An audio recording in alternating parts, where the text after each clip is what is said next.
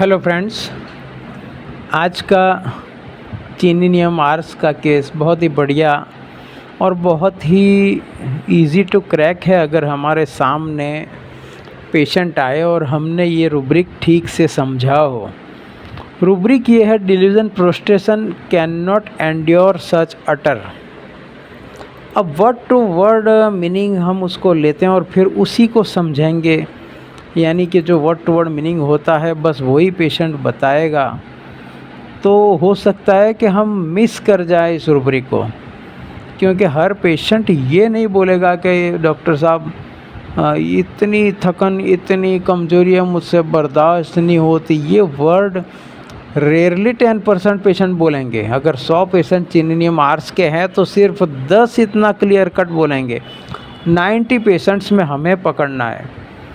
तो उसका actually prostration ये होता है कि एक्सट्रीमली प्रोस्ट्रेटेड रेमेडी है ये। वीकनेस उसके हर जगह पर बैठी हुई है, यहाँ तक कि ये उसका डाइजेशन भी वीक होता है। ये एग्स, फिश ये डाइजेस्ट नहीं कर पाता। एग्स, फिश क्या होता है कि हाईली प्रोटीन युक्त पदार्थ है। सबसे ज़्यादा प्रोटीन फिश में होता है। तो ये प्रोटीन डाइजेस्ट नहीं कर पाती, इतना वीक उसका डाइजेशन भी होता है और हर जगह उसके हर वाइटलिटी में वीकनेस छाई हुई है। तो इस वीकनेस की वजह से ये बहुत ही चिड़चिड़ा और थोड़ा उखड़ा सा हो जाता है।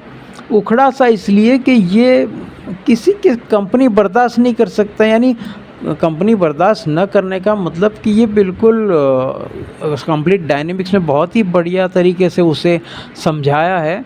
Disturb averse to being sit or lie in one place with desire to. Disturb averse to being with desire to sit or lie in one place. ये डिस्टर्ब होना नहीं चाहता अपनी कमज़ोरी की वजह से, क्योंकि स्लाइटेस्ट मोशन जो ज़रा सा भी जो मोशन आया, हिला डुला, ये थक जाता है। अब आते हैं मेन टॉपिक पर कि can not utter such prostration. तो पेशेंट के वर्जन कई बार ये होंगे कि डॉक्टर साहब मैं बाजू बैठा रहता हूँ, पड़ा रहता हूँ, मेरे से अभी यहाँ से यहाँ जाने का हो ना तो मैं नहीं चल सकता, मैं चलता ही नहीं हूँ, मैं नहीं चल, क्योंकि उतना जाऊँगा मेरी हालत ख़राब हो जाएगी। तो यहाँ पे क्या है कि वो वीकनेस को एंड्योर नहीं कर सकता है। दूसरी रेमेडीज़ में जो वीकनेस होती है, या आम तौर से कभी कभी हमको भी वीकनेस आ जाती है, तो उस वीकनेस में हम थोड़ा बहुत काम कर लेते हैं। इसका क्या मतलब हुआ कि उस वीकनेस को हम बर्दाश्त कर लेते हैं। यहाँ चीनिनियम आर्स की वीकनेस उस हद तक होती है कि वो थोड़ा सा भी काम किया, थोड़ा सा भी चला तो बिल्कुल चूर हो जाएगा। इसलिए वो बैठा रहना चाहता है कि कोई मुझे डिस्टर्ब ना करे, बस बैठा रहता है, एक तरफ पड़ा रहता है। तो पेशेंट ऐसे नैरेट करेगा कि मैं यहाँ से यहाँ नहीं जाता हूँ, मेरे से यहाँ भी अगर गया तो हालत ख़राब हो जाती है डॉक्टर साहब। तो ये अगर वर्जन है इस तरीके के, तब भी ये रूब्रिक आएगा। तो पेशेंट हर बार ये नहीं बोलेगा कि इतनी वीकनेस है साहब कि मुझसे बर्दाश्त नहीं होती।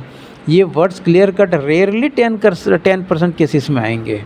तो हमें उसको एक्सट्रैक्ट करना है उसके वर्जन पर से। दूसरा एक main point single remedy rubric है कंप्लीट डायनेमिक्स में, restlessness, nervousness midnight after until 3 AM। यानी बेचैनी, इतनी बेचैनी होते 3 बजे तक रात के, आफ्टर मतलब मिडनाइट से शुरू होता है और 3 बजे तक उसको ये परेशानी रहती है और फिर तो आराम से सो जाता है। लेकिन ये 12 से 3 गिन लो, हम 12 से 3 का शो याद रखें कि नाइट शो 12 से 3 का चीनिनियम आर्स का रहता है। वो बजती है उसकी फिल्म 12 से 3 बजे तक, डांसिंग चलता रहता है उसका, बेचैनी इधर उधर। तो ये 12 से 3 का जो पीरियड है साहब, 3 बज जाए, 3 बजे तक तो नींद ही नहीं आती। रात के पहले सो जाते, फिर 12 जैसे बजते हैं, 11, 12, साढ़े, मतलब राउंड अबाउट हो, ज़रूरी नहीं है कि 12 का बिल्कुल हो। तो फिर मुझे वापस परेशानी होने लगती है, बेचैनी बेचैनी, ये इधर उधर करवट ये।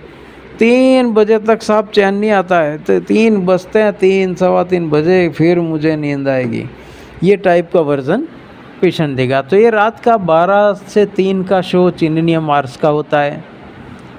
और एक सफोकेटिव अटैक जो आता है उसका एक रूब्रिक है, वो भी सिंगल रेमेडी रूब्रिक है चिनिनियम मार्स का, कि जब घबराहट होती है ना, तो बहुत घबराहट होती है, तो ऐसे झुक के आगे की तरफ झुक के बैठ जाता है, विंडो के पास, खिड़की के पास चला जाता हूँ मैं, ऐसे आराम से बैठा रहता हूँ।